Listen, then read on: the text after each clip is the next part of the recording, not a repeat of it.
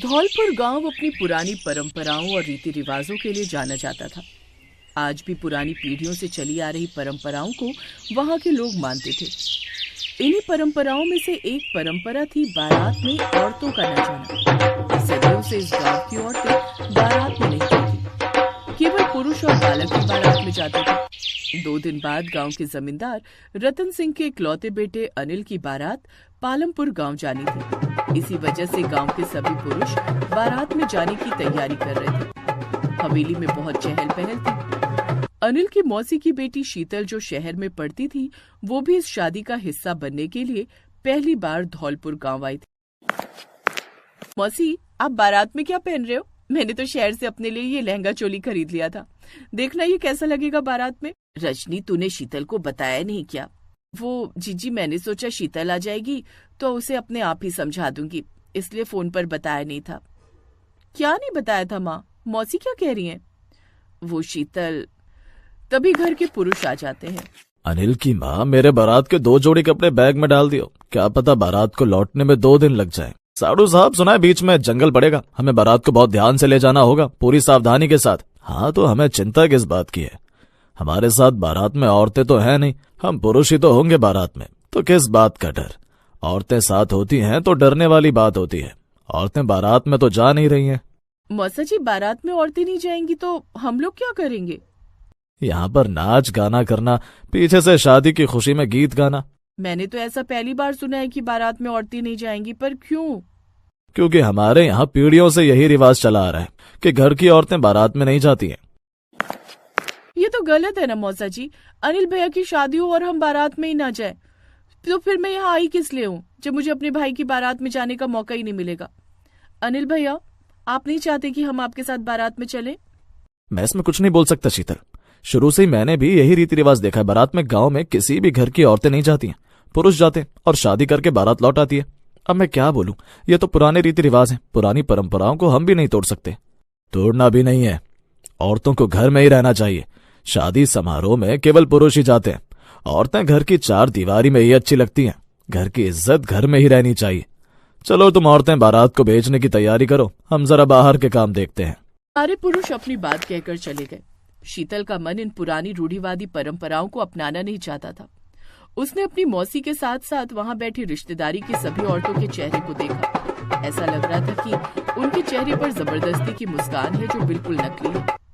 शीतल जानती थी कि घर की औरतें भी बारात में जाना चाहती हैं।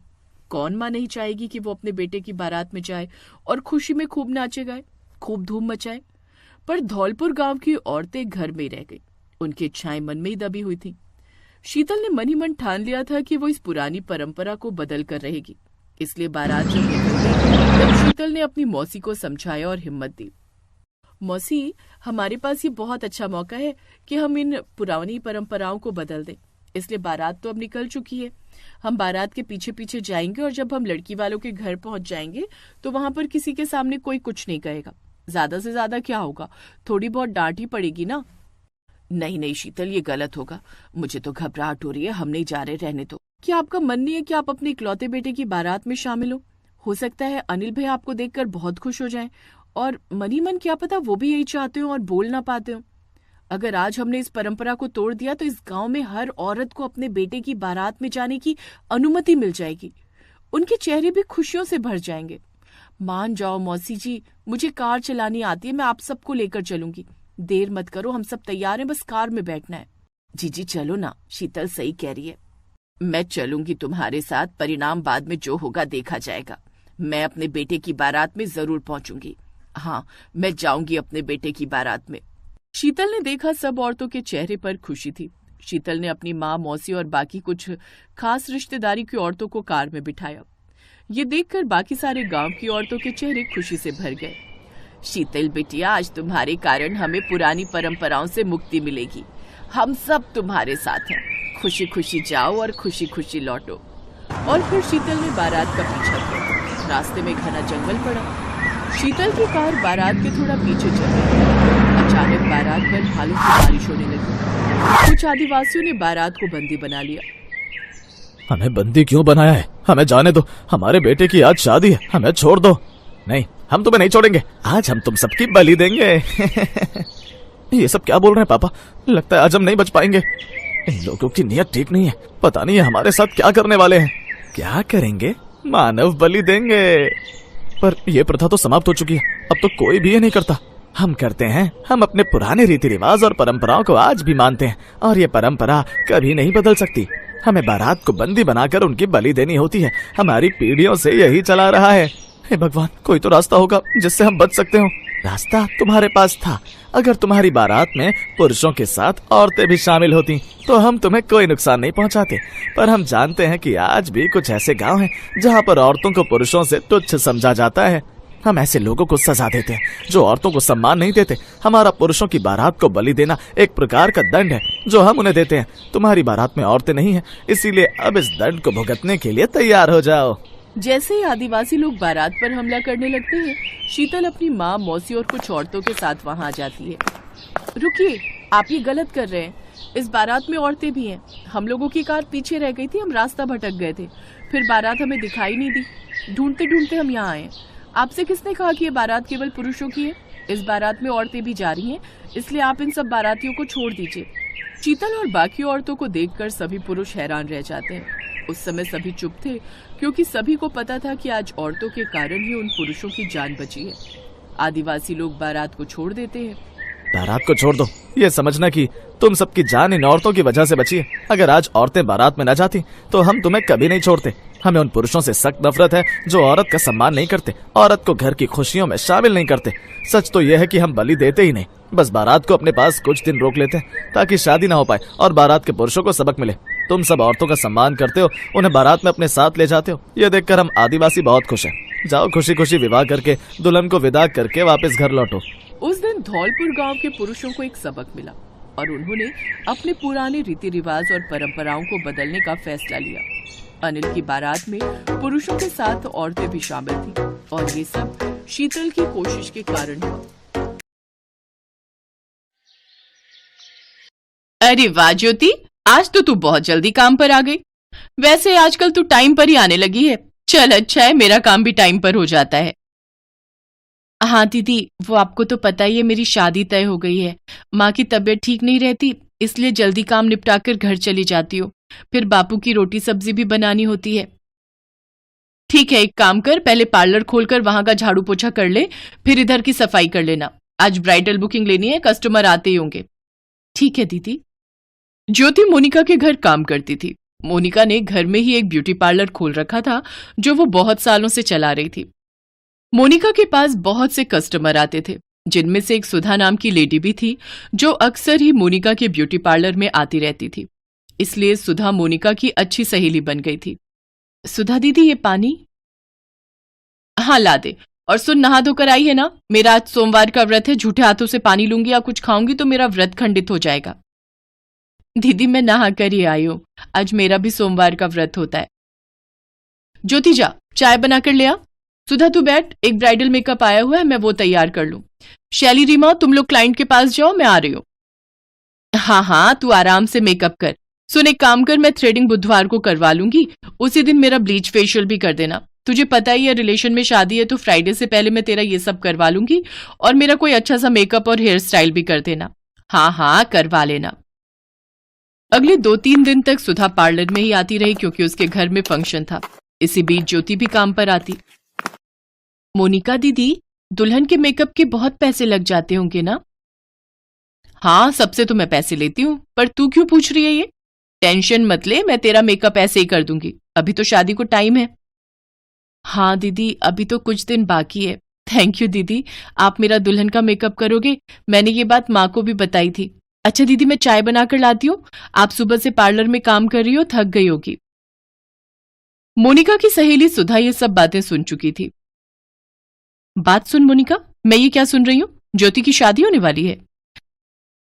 हाँ, इसी महीने की 15 तारीख को इसकी शादी है, तो मैं ही इसका ब्राइडल मेकअप कर रही हूँ। इसका बहुत मन था कि ये मेरे से मेकअप करवाए। तू पागल हो गई है, तेरा दिमाग खराब है। इतने महंगे प्रोडक्ट मेकअप के तू इसके चेहरे पर लगाएगी? अरे वो एक काम वाली है, उसको तैयार करने में तू खुद सोच, तुझे घिन नहीं आएगी? सच में तू बहुत सीधी है। अरे ये काम वालियां बहुत चालाक होती हैं, जानबूझकर गरीब बनने का नाटक करती हैं ताकि तुझ जैसी सीधी सादी औरतों को फंसा सके। नहीं नहीं, ऐसी बात नहीं है सुधा, बेचारी बहुत गरीब है, अब उसका दुल्हन का मेकअप कौन करेगा? और फिर मेरा तो खुद का ब्यूटी पार्लर है, वो मेरी काम वाली है, इतनी मदद तो मैं उसकी कर ही सकती हूँ ना। मैं तो तुझे यही कहूंगी कि काम वालियों को सिर पर चढ़ाना अच्छी बात नहीं है, तू गलत कर रही है। देखना जब तेरे साथ कुछ गलत होगा ना, तभी तुझे अक्ल आएगी। मोनिका सुधा की बातों पर ध्यान नहीं देती, पर सुधा मन ही मन अपने आप को सही साबित करने के लिए एक योजना बना चुकी थी।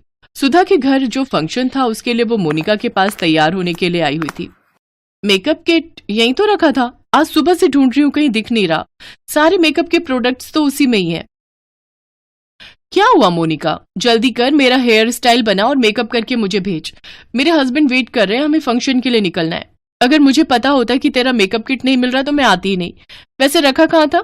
ऐसे तो तेरे पार्लर से कोई चीज नहीं खोती। पता नहीं कहाँ रखा था, हेल्पर से भी फोन पर पूछ लिया, दोनों को नहीं पता। कोई नहीं, बाद में ढूंढ लूंगी। मैं दूसरे मेकअप किट में सामान है, उससे तेरा मेकअप कर देती हूँ, उसमें भी अच्छे प्रोडक्ट हैं। मोनिका, कहीं ज्योति ने तो तेरा मेकअप किट नहीं चुरा लिया?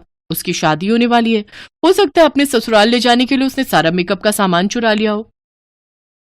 नहीं नहीं नहीं, ज्योति ऐसी नहीं है, मुझे ज्योति पर पूरा विश्वास है, वो ऐसे मेकअप किट नहीं चुराएगी। चल, मैं तेरा मेकअप कर देती हूँ। मोनिका सुधा का मेकअप करने लगती है, तभी सुधा मोनिका से बोली, मोनिका मुझे वॉशरूम जाना है, तू मेरा हेयर स्टाइल बाद में बना देना, मैं वॉशरूम होकर आती हूँ। मेरा पर्स यहीं रखा है, कोई क्लाइंट आए तो ध्यान रखना, इसमें पैसे हैं। और सुन, मेरा मोबाइल फोन भी यहीं रखा है। हाँ हाँ, टेंशन मत ले, वैसे भी आज पार्लर में मैं अकेली हूँ, रीमा और शैली दोनों हेल्पर छुट्टी पर हैं। सुधा वॉशरूम चली जाती है, तभी सुधा का मोबाइल फोन बजता है। अरे, सुधा की मम्मी का कॉल आ रहा है, जरूर वो तैयार होने के बारे में पूछ रही होगी। एक काम करती हूँ, मैं उठा ही लेती हूँ। मोनिका भी हेलो करने ही वाली थी कि तभी पीछे से उसकी मम्मी की आवाज आ जाती है। अरे सुधा, तूने मोनिका के पार्लर से आने में इतनी देर लगा दी, तू उसके पार्लर से जो मेकअप किट लेकर आई है मैं उससे खुद ही मेकअप कर लूं? नमस्ते आंटी जी, मैं मोनिका बोल रही हूँ, सुधा वॉशरूम गई है। आप किस मेकअप किट की बात कर रही हैं? नमस्ते बेटा, वो सुधा बता रही थी कि तुमने उसे कोई मेकअप किट दिया है, उसमें काफी अच्छा सामान है।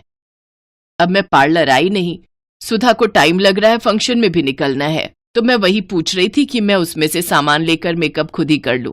चलो तुम उसे बोल देना कि मुझे फोन कर लेगी और टाइम से आ जाए, हमें जाना है। ठीक है आंटी जी, मैं बोल दूंगी।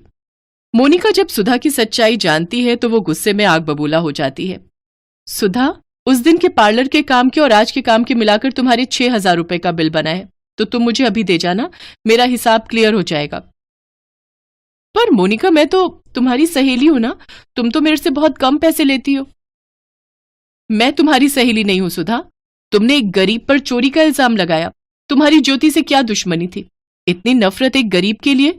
आज से मैं तुम्हारी दोस्त नहीं हूं, अपना हेयर स्टाइल कराओ और यहां से चलती बनो, और बिल अभी देकर जाना।